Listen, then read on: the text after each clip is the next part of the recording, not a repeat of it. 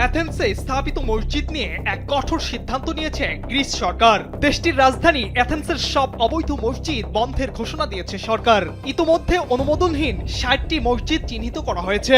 এই চিহ্নিত করা মসজিদগুলোর মধ্যে বাংলাদেশিদের পরিচালিত ২০ থেকে ২৫টি মসজিদ এই তালিকায় অন্তর্ভুক্ত হয়। প্রবাসীদের মধ্যে উদ্রেক ও অনিশ্চয়তা দেখা দিয়েছে। এদিকে অ্যাথেন্সের আজিওস নিকোলাওস এলাকায় অনুমতি ছাড়া একটি উপাসনালয় পরিচালনার দায়ে এক বাংলাদেশীর নাগরিকত্ব বাতিল করেছে।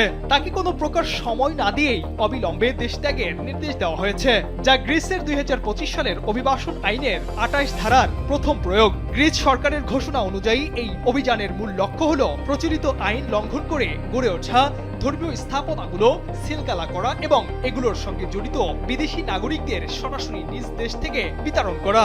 গ্রিক সিটি টাইমস এর প্রতিবেদনে বলা হয়েছে, অভিবাসন ও আশ্রয় বিষয়ক গ্রিক মন্ত্রী থানোস প্লেভরিস এক সংসদীয় কমিটির বৈঠকে স্পষ্ট জানিয়ে দিয়েছেন যে যারা গ্রিসের আইন মেনে চলবে না তাদের রেসিডেন্স পারমিট বা বসবাসের অনুমতি কোনো বিলম্ব ছাড়াই বাতিল করা হবে। যারা গ্রিসের আইন মেনে চলবে না তাদের রেসিডেন্স পারমিট বা বসবাসের অনুমতি কোনো বিলম্ব ছাড়াই বাতিল করা হবে।